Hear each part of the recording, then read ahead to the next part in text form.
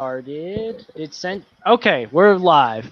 Welcome to the Know Your Place podcast. I'm Charles Altendorf, and this is episode 66, where we're going to talk about the Rona. So, on this week's episode, I have Luke with me from British Columbia. Say hello to the fans, Luke. Hello, welcome. Nice to meet you all. Hope you're having a great day. Yeah, and I brought Luke on today because we sort of wanted to talk about the coronavirus and how it's been impacting and affecting our different areas and how sort of compare and contrast. So with that, I'll sort of get into the introduction part and let Luke sort of go first. Luke, tell us about sort of a brief introduction on British Columbia and sort of, I guess, how you heard about it and how it started to creep into your daily life. Well, here in British Columbia, we've got a very strong connection to East Asia. So, generally speaking, as far back as early January, there's been discussions about the viral epidemic in China because there was a lot of connections and a lot of flights in between here in China. So, a lot of people were already on edge from January. But most people at the time had still treated it as more or less just a relatively mild, like viral infection that was unlikely to do much damage to the economy or to people's health. So most people were pretty lax about it. But there were people that were concerned, and so we saw that there was a rise in racism and a rise in attacks on the local Chinese community, and a lot of Chinese restaurants saw their business tank. But that was among the first things that we noticed. I think we actually had our first cases in BC actually in late January, officially anyway. I'm going to get you the actual date here. BC first case. January 29th was when the first case in BC had been recorded. The cultural attitude of BC is, generally speaking, pretty lax, I think, on this, and had been pretty lax until about March. In March, around the beginning of it, when the World Health Organization declared that this would be a pandemic, a lot of people started to get really worried. And the government immediately started to enact policies to restrict movement and to try to limit the spread of the virus, which generally what they tried to do was things that involved bringing in social distancing policies, etc. But I think before I get into that, I'll let you discuss Kentucky first. Okay, yeah. So no, that was a great intro and sort of leads into sort of what I was going to talk about too. Yeah. So in Kentucky, like you said, sort of nationally, obviously we also have a deep connection to East China, but sort of a more West Coast thing, right? It's not as prevalent here in Kentucky. Believe it or not, Kentucky actually has a deep connection with Japan because we do a lot of business with them with Toyota. But I like you sort of noticed that it was taking place outside of America in January. But again, being in Kentucky, sort of really far inland, I guess I never really expected sort of an outbreak here, right? Because when Ebola happened and swine flu happened, it didn't really happen here, So it was sort of interesting to hear the threat, but the tipping point really. So I guess when I started noticing things, they were getting really nervous about the NBA and March Madness was coming up, of course, and I think we'll talk about this later. But you actually you used to work for a bar, so I'm sure that was sort of something weighing on the mind of management. But I noticed the first case that was confirmed here was late February, and it was someone who ended up getting out that they had come over from Italy. So when the outbreak happened in Italy, that was when the first person came over here, and they actually supposedly spread it to 6 other people at a choir practice in one of our counties at church. So before then, we didn't have any confirmed cases in the urban areas, which I think is kind of interesting and different than sort of how it broke out other places. But that again, I think I would say I'm not entirely surprised by that, because it seems to me that Kentucky is a little bit more isolated than a lot of the other places that were hit particularly hard. For Right. example, it's likely that in Kentucky, it's more likely that people who visit Kentucky are more likely to be in the States already rather than people from international travel. That may be wrong. I may be wrong. I shouldn't speak for Kentucky. I apologize if I'm overextending my bounds here. Actually, I mean, yeah, that is how it is typically in the winter months. I would say sometimes in the summer we get more international travel, typically from Canada, but we don't. That is the most international travel I generally see here is from Canada. So you're right, it is a sort of isolated thing. That's the main reason why I was so shocked. It ended up actually eventually coming here in general That's because actually one of the reasons I was so shocked that it wasn't as bad here in BC as they were projecting. I was expecting we were going to be one of the worst hit, and when in Seattle, Washington, just next door, started to see the first cases earlier in early March. I was under the impression that BC was on the verge of doing the exact same thing, but somehow that didn't occur. But before I get into that, what I will say is that here in BC, before we enacted our lockdown, we didn't actually enact a lockdown. We were very lax on our policies. We didn't bring any policies that really limited freedom as much as the US did. All that we really did was bring in a 2-meter social distancing policy that was in order, but it wasn't really policed much. So if you didn't follow the 2-meter social distancing, which I guess is 6 feet in the US, yeah, so if you didn't follow the 2-meter social distancing order, they generally didn't do anything. Most people just did because when the government told people that they should do this, and when the health authorities explained the threat, people generally listened. So generally what happened was around 100% of people were going about their early day-to-day lives in the beginning of March, and by the end of March, that was down to 30% of normal activity.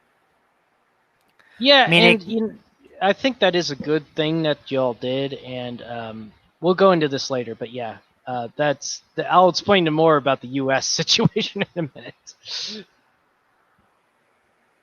I think one thing I will say is that I, in particular, am one of the ones that was a casualty of the virus in terms of losing a job. And so, because my job that I work in is I work in a restaurant right next to the stadiums where they have like all the large events. So whether they are sports events or something along the lines of say a concert, or what the event that was occurring at the time right before the lockdown was something called Rugby Sevens.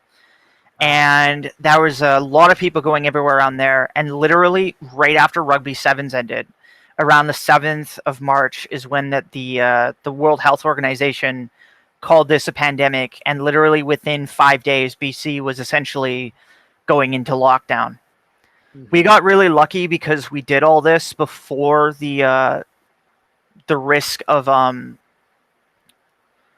before spring break, because in spring break in BC we get 2 weeks for the kids, and it happens later in March instead of earlier. So there wasn't very much travel outside of BC prior to the pandemic call, so we didn't have as much spread as we would have imagined. Right. Yeah, so in Kentucky, and sort of, I guess everybody, of course, notices, and it's very on blatant display, right, that there was no sort of national. There are CDC guidelines, of course, and there was certain calls for certain things nationally, right, but a uniform plan obviously didn't happen, and in some ways it didn't happen in Canada either. But the biggest thing that I think I noticed with the U.S. response that is worrying, and in particular happened here to a really bad degree, was it was like they flipped a switch off overnight. Like, you were open one day, and then the governor said that your business was going to be shut down 2 days later for an indefinite amount of time. Oh, yeah, they did the same thing here. But most people actually were getting laid off from their jobs before the government actually put in the policy to restrict restaurants from having sit-downs. Most places actually stayed open here, so we were kind of lucky, but the unemployment rate still spiked to well over I believe it spiked to about 13% at the worst period, 13 to 13.4%. About 300,000 jobs were lost in the province, which might not sound like much, but there's only about 5.2 million people that live here.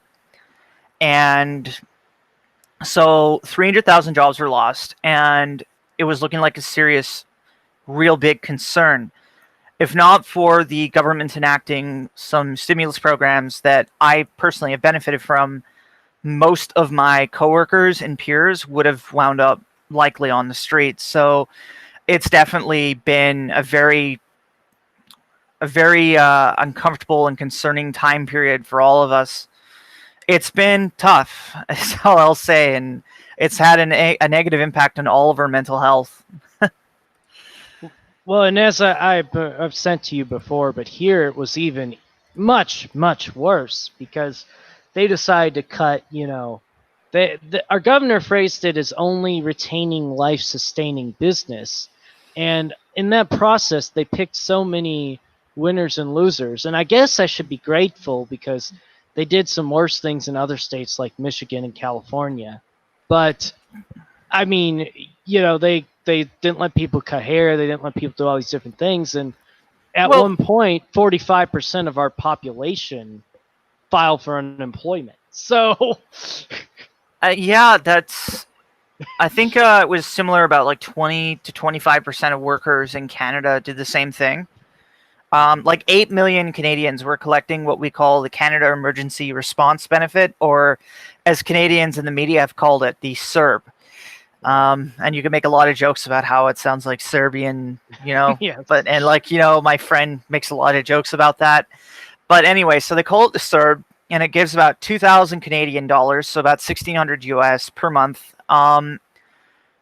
At about $500 per week. But they give you it in a $2,000 check every 4 weeks. And I don't have a problem with the UBI. And of course, we did this. We had a national stimulus, which actually was good and did help a lot of people. But the problem is that on the state level, our unemployment system was broken before this happened. And they did not fix it. And it's still awful. And there's still people who have not received their money from it. See, and that's the thing, is because in Canada, the system we have is also broken. See, it's called the employment insurance system. Right. It's similar to your unemployment, but and it's equally as difficult to apply and get approved for, and it can take up to weeks. And that's why the Canadian government brought in the CERB instead, because it was so much easier to administer, and you apply, you get approved, guaranteed. Basically, it solved and prevented a lot of people falling through the cracks that it looks like in the U.S., the systems that they enacted have not done the same thing. I think they were kind of working for a bit, but, because it's been politicized, right, and there's tugging back and forth from both parties now, and there's no plan of how long it was going to go into place, that's, of course, caused it to break, which that's typical American politics, I'm sure you're aware, but, in the beginning, yeah, it was working in the first month, I'd say, but it just, again, they fought over it, they politicized it, and then the worst thing I think that was the most disingenuous was they kept putting out these articles claiming all these people that all this money went out to people that were supposedly dead. And I heard about that. Yeah, and I mean, sure, I'm sure some did, but okay, so then that's an excuse to not extend what you said you were going to do. I mean, people are out of work and our state unemployment programs are all broken. So, it's playing politics is classic America.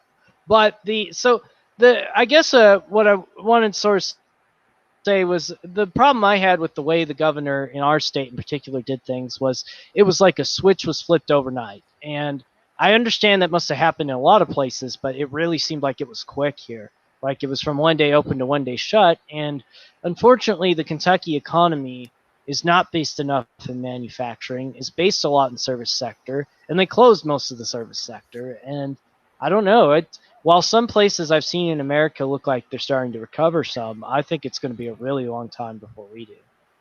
I think a lot of people have been comparing what's been going on around the world and the different things that countries have done to try and combat this. And they've often pointed to Sweden, and they've looked at Sweden and said, well, Sweden didn't go into a lockdown, and look what happened there. And it's true that Sweden has had more deaths than Norway and Finland, and has had much more cases as well, and that they haven't really flattened the curve as easily. But a lot of people have made the argument and said, well, was it worth it? And to be fair, I'm not entirely sure what I feel on this anymore, because Sweden didn't go into a lockdown, but their signs are still showing their economy is suffering just as much as everyone else. And so I don't know if this can really be blamed on the government as much as it can be blamed on businesses being scared themselves. In BC's case, we kind of did a bit of a hybrid. I would say that in North America, we had one of the least strict measures on this. Mm-hmm. And yet, despite having the least strict, closest to Sweden's response measures in North America, we've had the least cases and the lowest deaths per capita. Mm-hmm. Yeah, I think that's the big thing that I'm starting to take away from this, which is going to make a lot of people unhappy. I shouldn't say unhappy, but I think people have a tough time coping with, is that there may not have been necessarily a right response. You know, it's a pandemic, right? Well, so we've never done this before. We don't know what we're doing. Right. So I think that, and that's a great thing you bring up there. You know, we don't know that, you know, because there are staunch pro. I don't really consider myself a staunch pro Sweden either. You know, right? I'm kind of just like, I don't know what really works. You know, all I know is that, you know, it seems kind of insane here that they continued on so long with stuff, and now they keep threatening to re-shut stuff down here. And it just doesn't seem like it's a good idea, and it just seems like they need to. I don't really know. I don't know what's going to do anything, right? Because and we'll get into the data sort of here in a second, since we're sort of moving on to the next part of where I wanted to go with this subject. But yeah, so basically, you know, I noticed again that, you know, and the biggest thing to me was like what they did scared people, right? I mean, they had that basketball player test positive, then they closed the NBA, and then the March Madness one was really awful. So they're doing one conference tournament. It was the last one still going on that Friday. I think it was like the 20th or something in the Big East tournament. And they stopped it mid-game, which that's just bizarre. I don't know what they were thinking. All the teams had already been bussed in there, right? And the team was still playing, right? But for somehow that was they needed to shut it down right then at the half. It didn't make any sense. There weren't even any fans there. When they announced the NBA player that came down and they announced that they were shutting down all the sporting events, I was actually at work, and since we're very dependent on sports, that was around the point where I realized I'm going to lose my job, aren't I? And then pretty much, yeah. Literally a week later, I was unemployed. And it was like, okay. I didn't know what to expect at that point. It's like, oh, go. Yeah, that's wild. So I don't, you know, I guess for me, you know, the question really comes down to economics runs on a bit of certainty. So at some point, you have to figure out what level of certainty you as a country or a state or a municipality is comfortable with. And what makes me nervous is when I start hearing governors and people on TV keep saying it's a fluid situation. Because in some ways, yes, it is a fluid situation, but in other ways, it's as fluid as you want to make it out to be, right? You know. Well, yeah, I think part of the problem is that during this entire time that this virus has been spreading, we haven't known much about it. And so a lot of our reactions to it have been based on older data that has now been found out to be not quite as accurate as we thought. Like the Imperial College report was based on a mortality figure of 2%. And so the millions of deaths that they projected was based on 2% of all those who were infected dying. We now know that the mortality figures are likely to be closer to anywhere between 0.2 and 0.6%. Which is still pretty high. I'm not going to lie. That is not something to sneeze about. Oh, man. That was bad. Yeah, but at the same time, it's not as bad as we initially thought. So the numbers of deaths are going to be obviously much lower, and they've turned out that way. But in saying that, I think the one thing that we need to be cautious of, and where I've kind of taken a bit of I've re-rolled back my opinion on this because I was of the opinion for a long time that this was basically blown way out of proportion and that it was a nothing burger. And I still think it was blown out of proportion. But I think that people are losing the forest for the trees when they're only focusing on the mortality figures. They're not focusing on any of the other health effects that seem to be negative. For example, there's evidence that it can harm the brain and lead to brain disorders and mental cognitive decline. There's evidence that those who survive might have a shorter life expectancy, and there's evidence that that it can lead to permanent, long-term decreases in your lung capacity.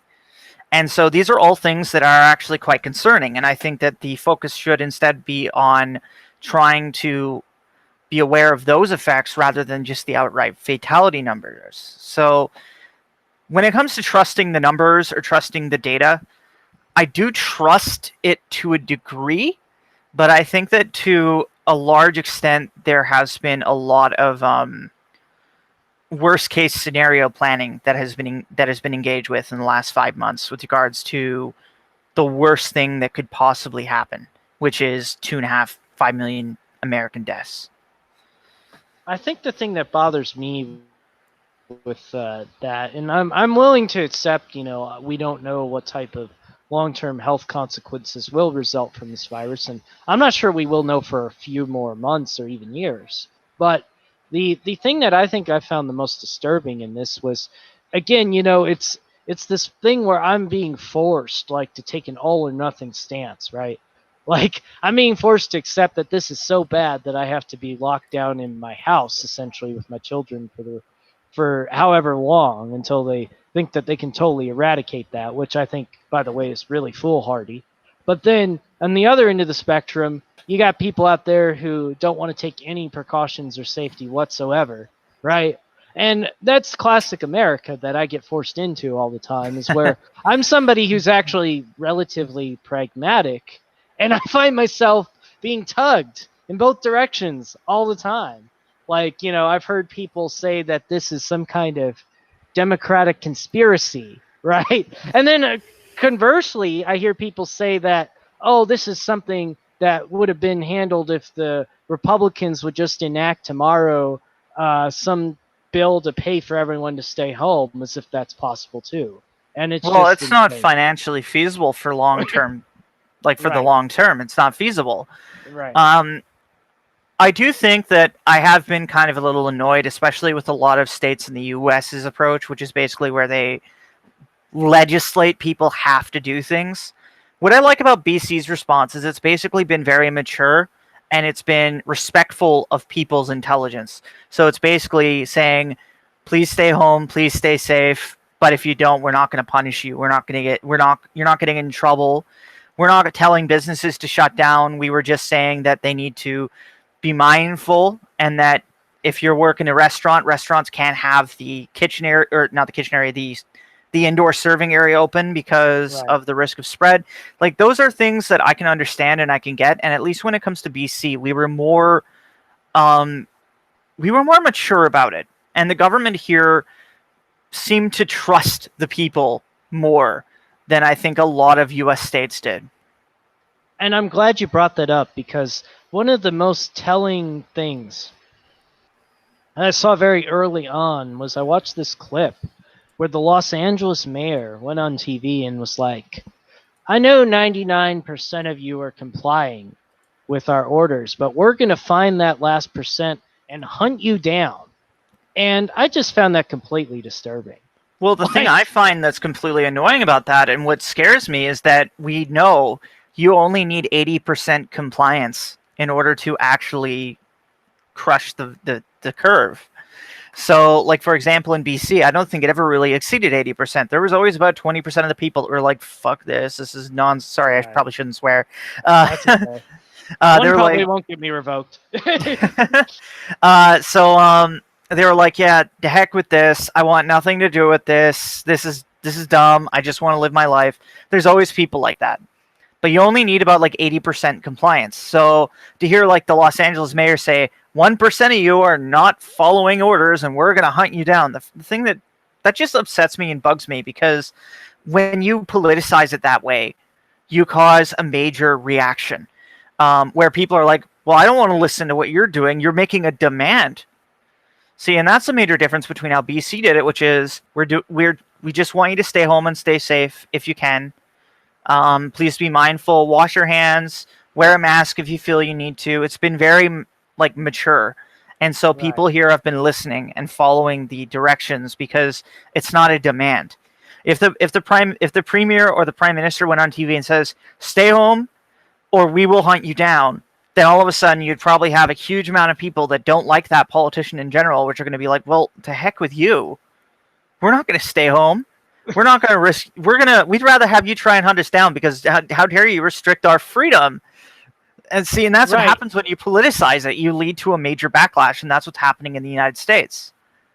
Right, and I'm so glad you put it that way because that is exactly what's happening, right? Like even here in Kentucky, for example, I think early on people really didn't have much of a problem with what the governor was doing, right? But then he himself started getting on TV and saying, well, screw anybody who's mad that they're not getting their unemployment, or screw all these small business owners that are upset, right? And, roped off the Capitol for a day or two, and there were snipers on the roof and all this kind of stuff, right? And it's never a de-escalation, right? Yeah. It's always an escalation. So now we've gotten to the point this weekend, right, where they instituted a rule that we're supposed to be wearing masks when we're inside a business, right? Like legally. But then he's also at the same time under a restraining order from a federal judge saying he can't make any more executive orders. So nobody really knows what the law is right now.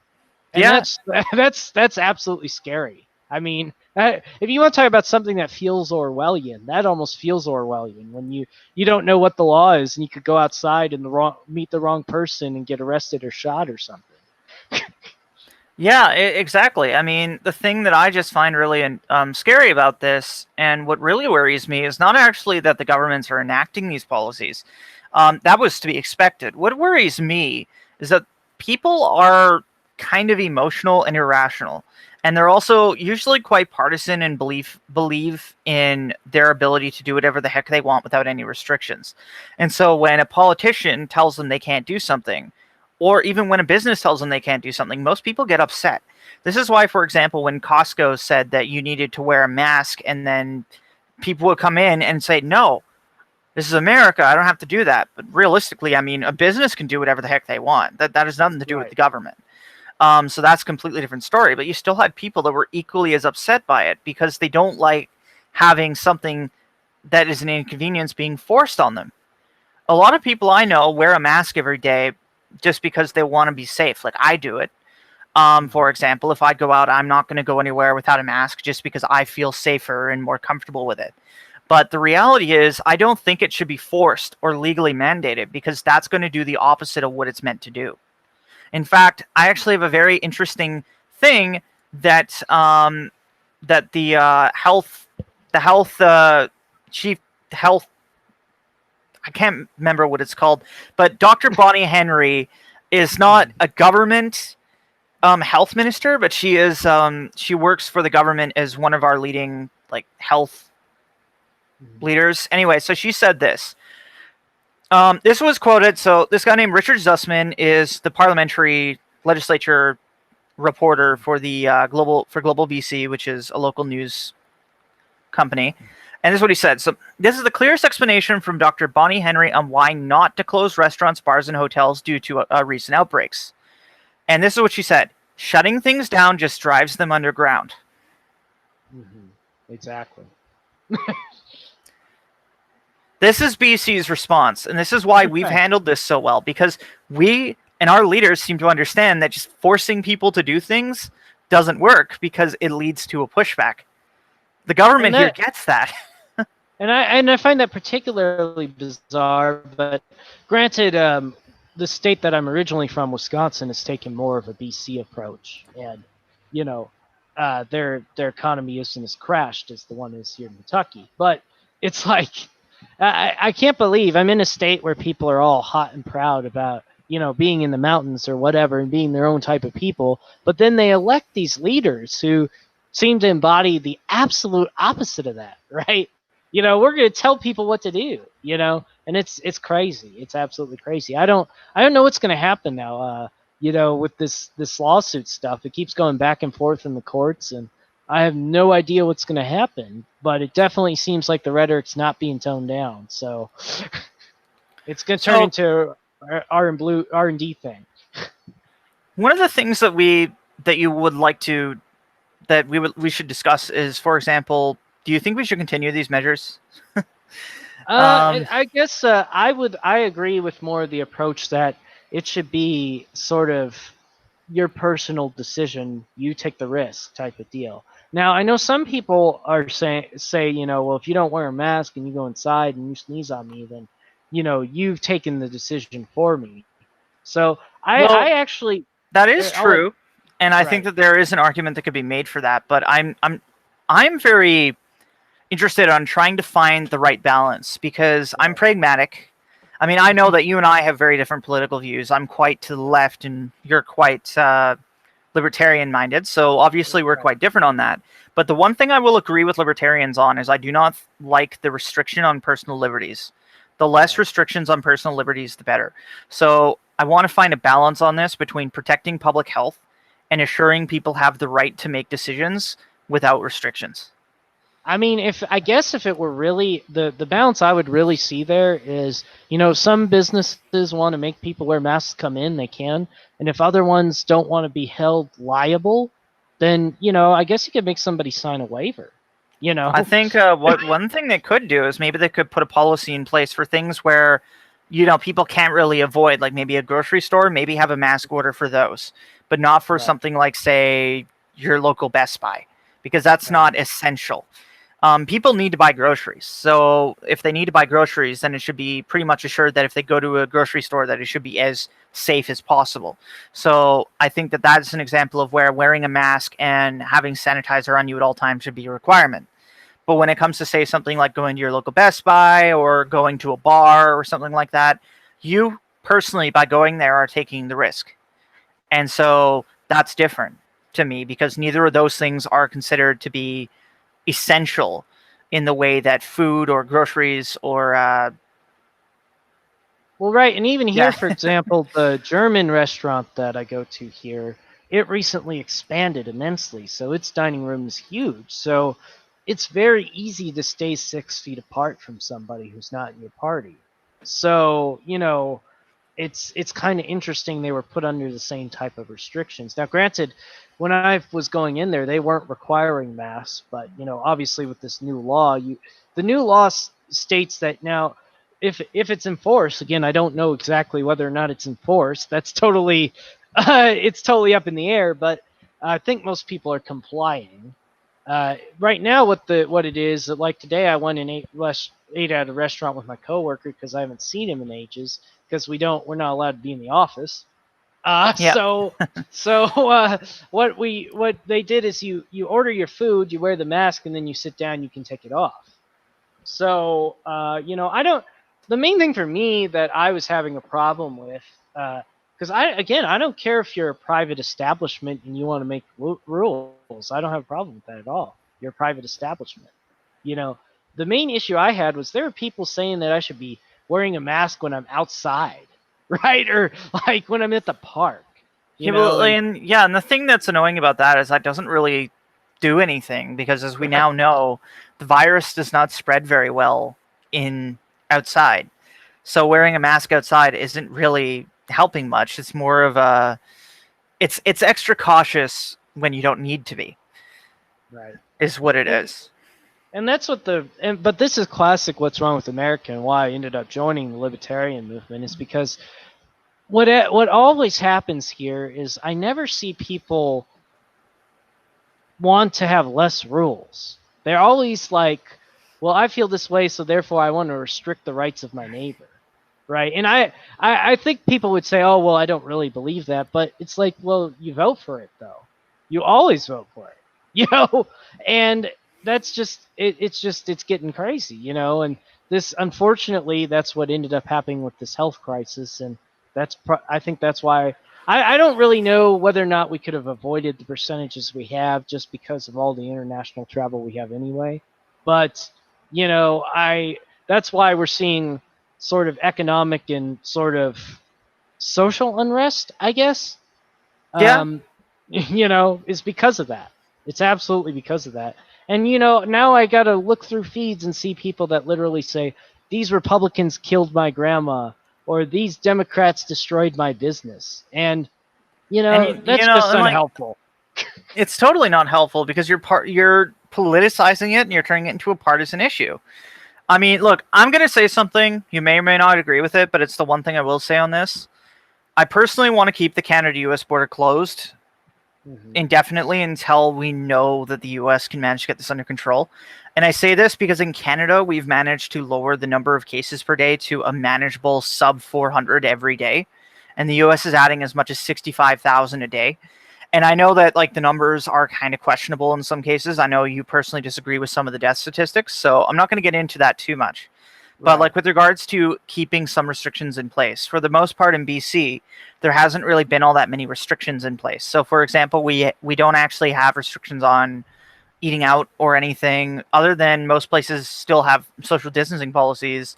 It feels like for the most part things are back to normal the way they were back in say February. But in saying that, I do think that there are certain things that should always stay in place. I want to keep social distancing in place as long as possible. I'd like to keep the border closed until I'm certain that the United States has managed to combat this viral epidemic to the same degree that Canada has. And I think lastly, I would still put a restriction on any large events of over, say, about 100 people, because it's very difficult for that amount of people in a space to socially distance. I think I would make exceptions for outdoor festivals with some strong like cautious recommendations. Like you go to one of these events, you put yourself at risk type deal, where basically we're not going to ban them, but if you go here, you have to go when you go home. You have to go and you have to isolate for at least 4 days to see if you notice anything. And if you feel sick or anything like that, you need to immediately contact a public health official. Or in another situation, anyone that goes to these types of events would have to put themselves on a way to be easily contacted just in case someone there it does come down with the virus. So, for example, some restaurants here will require you to put your email or your phone number when you order, so that if they ever do find someone that was there that was sick or something, then they can contact you and let you know. I think that is a fair compromise. And it's not really quite a restriction on liberty because you still can choose to go to an event like that and you give your number in that situation. Because I think that is a fair thing to have as a restriction. Because I really don't think that we're going to be able to vaccinate against this virus and ever get rid of it entirely. I think we're going to have to live with it. I think it's going to become endemic. Some of my friends, some who you may know, I'm not going to mention their name in here because we don't need to talk confidentiality reasons. Yeah, but for example, some of my friends think that there's going to be a vaccine literally within months, and that this is going to be something that you just vaccinate every year, like like the flu. And I'm not saying that won't happen. I'm just saying that there's evidence that are showing that the immunity only lasts 2 or 3 months. And if the immunity only lasts 2 or 3 months, that will not be feasible. Couple that with the realization that as much as 25% of people say they refuse to get vaccinated, meaning that a vaccine will not really work. So, well, and I'd also like to add to that vaccine thing.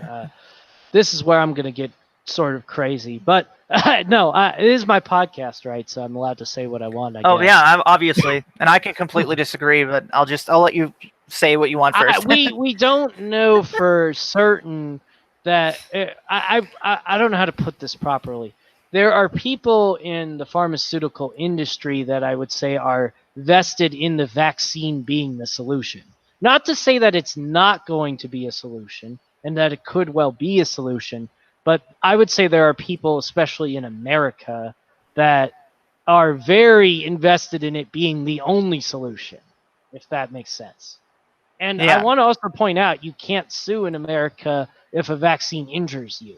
So these people are going to be guinea pigs, Well, So I'm not going when or if they do release a vaccine, I'm not going to be among the first persons to sign up for it. I'm going to wait at least 3 months to see how it turns out. I completely trust vaccines. I'm not anti-vaccine at all, and I have no reason to not trust it. But due to the speed that they have been developing this vaccine, I am definitely concerned that they will rush it, and I don't want to risk my health by getting it too early. If that and makes we sense. we've already seen from tests that a lot of these tests have had problems because they've rushed them. So you're absolutely right with that concern. And I just want to point out I haven't not vaccinated my children. They have received vaccines, but I do generally go with vaccines that are more what am I trying to say? That have been more well tested. So like I said, it's just a simple worry that this is being politicized and the people who are invested in the vaccine being the solution. That's their solution, and it's it. Which is Well, just that's not good science, really. I really think that it's kind of a little frightening to me that everyone's focused so much on a vaccine because one, not everyone can easily be vaccinated for an illness, and two, Right. um, vaccines are have a record of not always being feasible. For example, how long has the HIV epidemic been going on, pandemic, and we still don't have a vaccine for that? Right. If we ever will, Right. there is a lot of evidence out there that suggests that a lot of things might not easily be vaccinatable, and if we Right. cannot inoculate against these types of illnesses, then we need to find another way to deal with the problem. And I think that we would be better served to find treatments to help people that do get sick get better, rather than try to stop people from getting infected in the first place. We should find a way to cure those who do get infected. And I will say that is where I think slowly our medical uh, science is improving in America, because obviously the death toll is dropping while the caseload is rising. So I think they are finding some ways to treat it, and I've heard some things but it's a process, right? It's not something that's going to happen overnight. So Oh my God, no! This is gonna. I really think that people have this idea in their mind that we're gonna be able to get on top of this like pandemic within a year. Everything's gonna go back to normal, and it's all gonna be a bad memory. And I think that's really optimistic, but I also think it's really naive. Um, and I the also want to reason, point out I tried to maintain 6 feet from people generally in public even before this. And it's usually people who are more susceptible that break my 6 feet and come into my bubble. oh well, man, like let's be real here. I'm a bit of a shut-in myself, so I'm like a master at social distancing, you know. Yeah.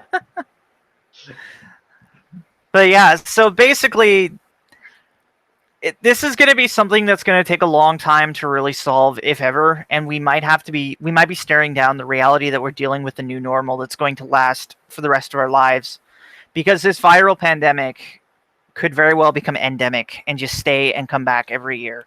And if that happens, and if we do not have a feasible vaccine because the immunity is not long enough, then we will probably have to reorganize the way our society works or find a way to deal with it. And knowing that that is the case, I'm just not sure what we can do in that situation. I really hope that a vaccine will work and that we do find ways to lower the negative effects of those who do get infected. But I'm greatly concerned because I don't know what we're going to be able to do here. Well, I think part of it does start with living healthier. I will say I think our overall quality of health in America had been declining for a long time prior to this. Oh, So, absolutely. And that's a worldwide problem. Of course, the food delivery apps, which have gone mainstream ever since the lockdown started as well, are not really helping. no, I mean, absolutely not. they call it the Corin 15, but I think for me it's more like the Corin 30 at this point. Yeah, I've been lucky. Like I said, I still go to the parks, and because I have two small children, I practically have to. So, It keeps you active, yeah. yeah. But I've also been to the gym. We have a little gym in my apartment complex, so the exposure there is pretty low to go there. And it's just I've always been one that has been kind of exercise conscious. And again, living obese or living with any other types of pre-existing conditions, some are unavoidable. If you absolutely do have immunity dysfunction, that's not your fault, But A lot that of them are those choices. right, but a lot of them are choices, and that's part of what I mean. Even before this, neurovirus ran around a lot, and I'll be honest with you, there are a couple of years that I'd be incapacitated for about 24 hours with neurovirus. That happened probably, I'd say, on the regular every 2 years from when I finished college till last year, and A I don't really couple know what to do about it. You know, a couple years ago, I got like a really bad. I at the time assumed it was a common cold, but in retrospect, I think it was the flu because I had aches Yeah. and pains, a really really bad stomach ache, a major migraine, really really warm to the touch forehead, and it was Mhm. basically the flu. And I was like bedridden for a couple days, and I do not handle being sick well. Like when I have a common cold or when I have a flu, I break down and cry like a bitch. I can't take it. I am very weak.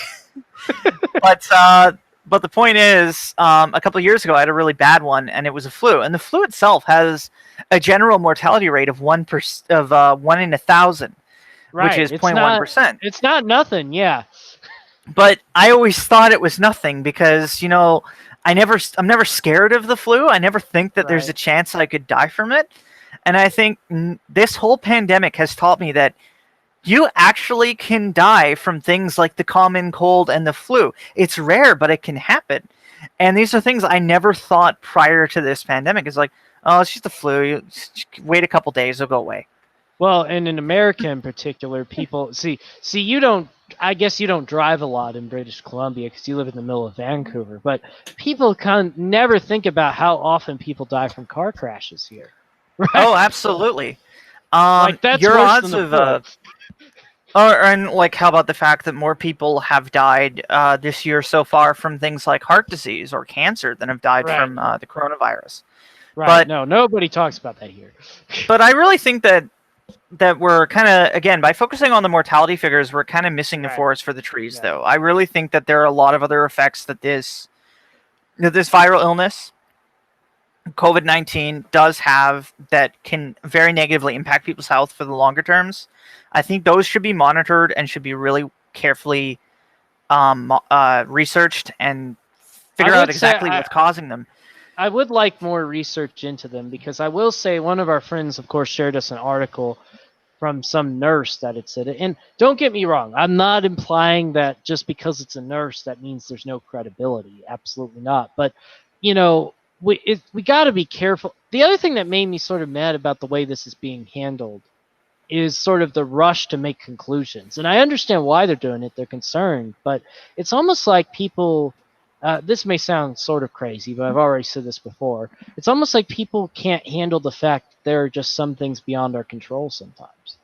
Well, no, I don't think that that's crazy at all. I think that's a fair assessment. Well, you know what I've been really watching a lot of YouTube videos on lately? Right. That's not quite entirely related, but I'm going to bring it up because it's interesting and it shows man's hubris. Right. I've been watching a lot of videos on YouTube about the sinking of the Titanic, just because for some Right. reason they've been recommended to me on YouTube, and it really kind of shocks me, like the message, which is humans think we're so much above nature, but we're not, and nature still controls us. And so when we built the ship, we called it unsinkable. It still sunk. Right. We were tempting nature. We were basically telling nature, I dare you. The problem is that I think we've lived so comfortably for so long, and we've gotten so used to how things like vaccines and modern medicine has managed to Right. practically eliminate a lot of illnesses that pretty much no longer exist anymore. We've gotten used to this, and so we're no longer able to handle when we're no longer in control. And that's why this pandemic has led to a lot of people mentally not being able to handle it, because it's like, this is not supposed to happen in real life. This is movies. This is Hollywood. This isn't real life. It can't be.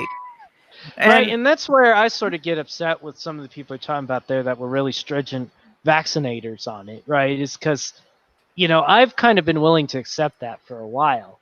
But other people are just like, oh no, we're going to find the thing tomorrow that cures this. And I'm like, I don't know. You know? I really hope that we will. And I do have faith that that humanity will prevail because, well, we're really good at finding our way out of a pinch in really crappy situations. So I have faith that we will, but it's a question of when that will be rather than if. I just think that the 12 to 18 month timeline that they've been talking about is really quick and unlikely to be the case. I think it's likely that the coronavirus that we have, the SARS-CoV-2 as they're calling it, and the COVID-19 disease that it The causes, particular strain of it, yes. I think this strain will wane over a couple years, kind of like how Spanish flu kind of died out on its own. Right. So I think that it will correct on its own. And I know that Right. humanity will survive it and will probably come Right. out in better shape than we were prior because we learned a lot from this. Mhm. So I actually have a lot of faith in humanity and our ability to manage this. It's kind of similar with climate change. I'm not too worried about it because I have a lot of faith that humanity will find a way to deal with it when the problems become severe enough. Well, I guess I shouldn't say. I should rephrase it. I don't think I'm willing to sort of accept that, there's going to be a lot of speed bumps along the way. I don't believe in silver bullet solutions. I should put it that way. And like you said, it's probably going to be something that fades out over time, just in general. But people who think that like tomorrow we're going to wake up and there's no cases or no deaths are just foolhardy. It's going to fade away, but it's probably still going to exist in some way, shape, or form. It's just not going to be quite to the same degree. But it's a novel virus. To this point, we still are learning a lot about it. There's a lot we still don't know. And since this is the case, there is reasons for caution and reasons for optimism at the same time. There hasn't really been a pandemic that has been caused by a coronavirus itself before, so, other than like SARS and MERS, but those didn't really spread very far, nor did they kill very many people. This is the first coronavirus that has actually been relatively deadly that has spread very easily. And I think what worries me is a lot of people in particular, like say friends that I mentioned earlier, I'm not going to name them, oftentimes compare it to influenza, which is a completely different family of viruses that behaves entirely differently. Coronaviruses are actually very good at preventing the body from building immunity to them. That's why a lot of coronaviruses themselves actually are things that cause the common cold, because they're very hard to create an immunity to, because they generally to create a vaccine for, because the immunity does not last very long. You're looking at maybe a couple months to 6 months at best for, say, your typical strain of the common cold caused by a coronavirus. And so this is looking like it might be similar.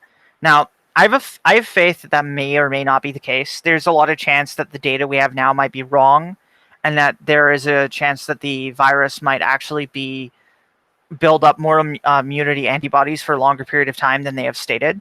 But it is a coronavirus, which is not the same as influenza. So comparisons with the flu are kind of a little flawed. Yeah, and then of course that good old darn data. So I won't spend too much time on it, but I have been quite troubled by these sort of complete contradictions in American data. And and I also want to just straight up say I don't believe any of the numbers in Brazil, China, or India at all. I don't really trust their numbers either. Like for example, in India, they've got 937,000 cases after today. But the problem is with India is that they, as a country, are very poor, very densely populated, and do not have the tools or the equipment to adequately measure the actual extent of the problem. Right. Furthermore, I don't trust Modi, the Prime Minister no. Modi. I do not trust him. I wouldn't trust him either. So I definitely don't trust India. Honestly, look, I don't want to sound racist by saying this, so I'm going to be careful, but any of the numbers that come from developing countries, so Africa, India, Southeast Asia, like Indonesia or something, or like, I don't know, Central and South America, I have a lot of skepticism about their numbers because these countries do not have the tools and the means to do mass testing, and to provide the type of healthcare that people in developed countries that we like what we live in are able to do. So I have a lot of skepticism about their numbers. Well, and that being said, like I've said before, I already have found a 25% discrepancy in our death numbers, and we're a developed country. So, I don't really know what to think of a developing country. Well, it's because CDC does two different measurements. There's a provisional count, and then there's a or a presumptive count or something. I don't know the exact term. The one that you use, the one that is all the ones that are confirmed, and I believe that's like 113,000 deaths in the U.S. Correct? I haven't looked at the CDC numbers in a while. I think it went up a little. I think it's back up to 119 or something. But they do revise it, and that's why when I pull numbers from it and compare it to other numbers, I always try and do like a month back or so, right? The reason why they do that, though, is because those are the confirmed cases, whereas the death numbers that you find on the CDC's homepage are the presumptive numbers. So, for example, there is a presumptive 136,000 deaths, for example, where about 119,000 of those are confirmed, and the remainder are presumptive. So, about 16,000 or so are presumptive. And the reason why the numbers have been going up in the confirmed tally is because a lot of those presumptive are being tested, and they're finding that, yeah, they actually were confirmed to be coronavirus. So the question is which numbers you want to listen to. If you want to look at the data that only shows the 100% confirmed, then yeah, there's discrepancy in the data. But the reason why they've got higher numbers that include the presumptive is because the presumptives include people that had the symptoms of it before they died, but they have not had their test confirmed yet. So I will some say, of those though, might not actually be coronavirus. We don't know. Right. Well, and that's where, like I said, I found that article where the Pennsylvania coroners removed 200 cases because of that, because they said they absolutely were not.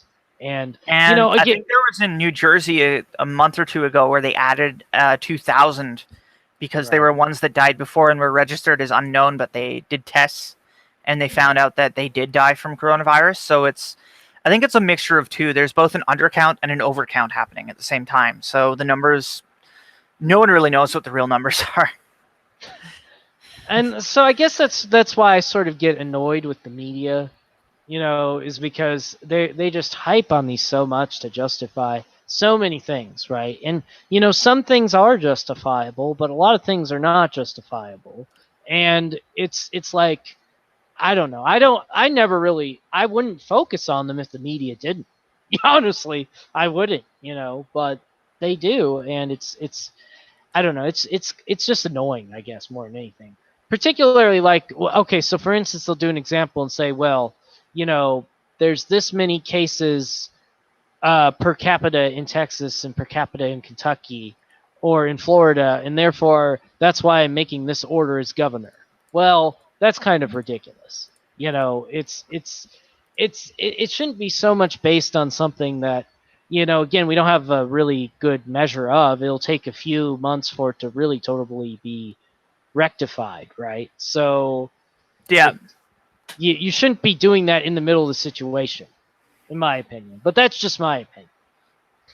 I think I'm going to say one more thing here before we finish up our the podcast here. I'm just going to say that the media will oftentimes hype up the numbers, but there's not some kind of there's not a conspiracy behind it. The reason why the media does this is because the media makes money off ad revenue, and the more people that watch the news, see more ads, they make more money.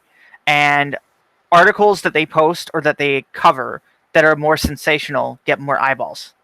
So when they say, for example, talk about the new cases in the US and they only talk about the cases and ignore how the deaths have still not spiked, when they do this, what they're really trying to do is they're trying to play to people's fears in order to convince people to watch their content so that they make more money. Like, it's not some kind of nefarious conspiracy that they're trying to justify their actions. The news just wants to make money, and that's the way that they find that the easiest way to make money. Well, and I should point out, I recorded an episode with somebody else. I think it was like my 10th episode about the New World Order, right? And I said it's not that it's really a new world order, it's that it's in world order. So, there's always going to be a group of elites, and there's always going to be a group of elite media that want more of your money, right? Oh, So absolutely. it's not really, it's like you said, it's not really a conspiracy in the way that people are thinking about it, but the people should think about it with some caution, right? Well, They should. are you aware of the term manufacturing consent? Yes, absolutely, I'm aware of that term. Okay, good.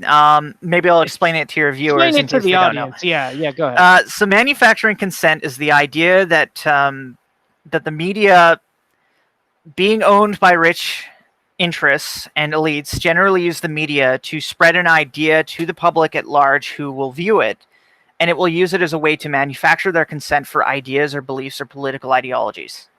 So, for example, with the coronavirus thing, you could make the argument that the media constantly pushing this narrative is manufacturing people's consent for the lockdown policies. I'm Right. not saying that's happening, and I'm not going to put my foot down and say for certain what is occurring. But what I will say is people can easily come to that conclusion based on what we know about how the media operates, how the filter operates, and how manufacturing consent works as a process. There's a great YouTube video on this that was done by Al Jazeera, which I know is not a trustworthy site, but they still did a great video on this anyway. And the video is Right. still accurate to what Noam Chomsky wrote about in his book on manufacturing consent. So Right. it's definitely worth looking it up. So if any of the viewers or listeners want to find that video, just Google manufacturing consent onto YouTube, and you can find a great video that explains the entire idea. Well, yeah, and I should point out, you can also, the examples I generally use with people are the Iraq War and other things like that. Where for a while in the beginning, there was like 70% approval here for that. But over time, of course, it fell after people realized, things. But Well, it's yeah, exactly. The media works great like that as a way to as a way to push people's ideas or positions on things to match a public consensus that Right. the businesses want themselves. But the main thing that manufacturing consent has really done is a way to maximize profits for industry and companies. So, for Right. example, since the news itself is generally a business that wants to make money, they're not going to report on many things that will jeopardize that. So Right. a lot of independent journalism that is reporting or investigating some actual good things gets snuffed or snubbed out and gets ignored. And so they do not get any coverage because it's not profitable to the media company and those who buy into the stocks of the media company. Or even better yet, for instance, you saw this other group we were in, this rant I got in, and I cited Jimmy Dore, of course, right? And this person was like, well, I can't trust them. They're an internet comedian. And I'm like, well, you obviously don't follow them very closely because, essentially what he does is investigative journalism to a degree, right? And Well, yeah, that, obvious. And I guess the thing with what was his name again? Jimmy Dore, he Jimmy used to be on Dore. the Yeah. Unturked, but he does his own thing now. I could do a lot of criticizing of the Young Turks. I don't really like Right. them as a news source, but that's just my personal opinion. Right. Jimmy Dore is a bit of an internet comedian and an online journalist with a leftist slant. So Right. when I see a leftist attack him, when Jimmy Dore is a Bernie Sanders fan and strongly opposes the inequality situations that exist, I have to ask myself, do you even know who you're talking about? Right. Because I don't think you're criticizing the right people here. We're not talking about someone from like the Rebel Media or Breitbart here. We're talking about some guy that likes Bernie Sanders. Right. And so I just point that out because it's not necessarily even a thing about whether or not sources are reliable or not. It's about you got to understand the agendas and what things are. And like you said, the statistics hype helps the media with ratings, and it helps the pharmaceutical industry, and that's essentially what it is. And some of it is based in reality. There is an actual pandemic. It's not fake. Well, I think there's a very interesting article I saw in a Canadian news company that did a great job of showing Ironically, mind you, because the point that they were trying to make was how bad the US was versus Canada, and they took the John Hopkins map that showed dots for every single county in the US and only the provinces in Canada. It says, hey, look how bad it is in America compared to Canada. And I'm just thinking, that is a horrible, horrible 1/10 the graphic. population. And it's a horrible graphic to represent it because Canada is not being measured by every county or regional district. We're being measured by provinces only. So it makes Canada look artificially way better off than we are. Like, I'm not saying that Canada is not doing better than the US on this. We are. But the map that was used as a way to explain this was very misleading. And it immediately triggered my my warning signal of, wait, if you guys are lying through this type of statistics, can I trust anything else you say? Right, And this was really the struggle. CBC too, and Right. CBC is reliable for the vast majority of things. I trust them. But this time, on this one issue, all it was doing was feeding into Canadian anti-Americanism, which is something that is very strong in this country.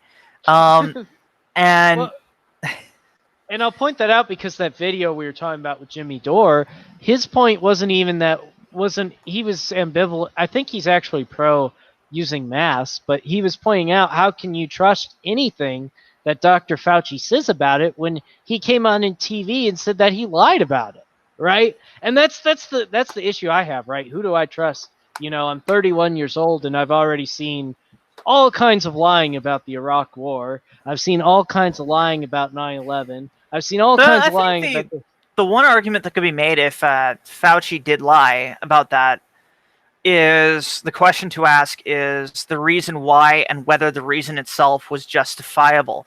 For example, Jimmy Dore asked that. Yeah, he did ask I that. do think that the lie was fairly justifiable because the generally speaking, the effectiveness of masks is not super effective, and it is more important at the time when you don't have enough to go around, that those who work in the healthcare industry do need to get it first. So like Fauci's lie, although in retrospect comes off as very irresponsible, there was a logical, valid reason for it that was based in an actual logical fear that there wouldn't be enough to go around to the public health authorities and doctors and nurses, etc. Because when you have PPE equipment that's already not enough, and then you have people buying up all this PPE for themselves, all of a sudden you're going to have a serious problem where people working in the healthcare industry are not going to be able to have enough to protect them against you. So yeah, I can understand the argument, but I still think it was kind of the optics are really bad. Well, and that's the thing. That's the thing that, and you hit probably, and then I'll hopefully close up here in a bit. But I mean, you know, I got time right now. But the thing that really, and that's the thing that really troubles me about the way I felt like the medical industry in this country acts in particular. I can't really speak to other countries. Is they straight up will admit that they think that way and then will lie to you. Where I don't think they realize how much mistrust they're creating doing that. Like, for instance, I was in the hospital with what I believe was neurovirus one time, and they were trying to get me tested for UC and Crohn's disease. And Yeah. you know, so now, you know, I don't. It's hard for me to trust the doctors, and I want to trust the doctors, but you know, then this happened, right? And that's, you know, if you want people to act like adults, I think you do have to treat them like adults, as you were saying earlier. It would have made more sense for, instead of just to say that masks don't work, for instead to say that whether masks work or not is not confirmed yet, and it would be better for us to make sure that that they are available primarily for health officials before we recommend them to everyone else.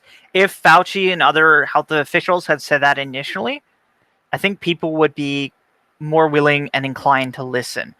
Right. I generally think people are not bad, and I think most people generally want what's best for themselves, their friends, their communities, and their cities, so that when they are told to do things based on recommended and based on health guidelines, if they're told to do it but they're not being told like an angry parent, most people will listen because Right. most people generally do want to make sure that their friends, family, etc., are healthy, safe, and are not sick.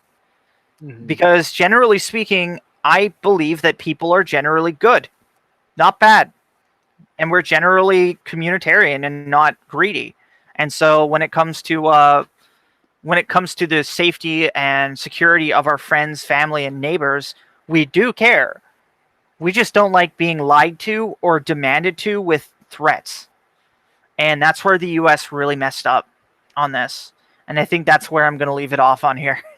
Actually, that was a great summary statement I was about to say. So yeah, I absolutely agree with that. I don't believe you should threaten people. And, if the science is really clear cut on something, it will shine through. And hopefully we will eventually get this pandemic under control, but, don't have unrealistic expectations about silver bullet solutions. And don't completely ruin an economy either. Don't be naively optimistic, but don't be extremely pessimistic either. Be realistic and be mindful that we may or may not get through this. And if we do get through this, wonderful, and it'll be great to see everyone on the other side when we're finally through with this. But if we don't get through with this and we have to change our society, just be mindful that might be something we have to do. All right, and thanks for coming on, Luke, and we'll do this again sometime.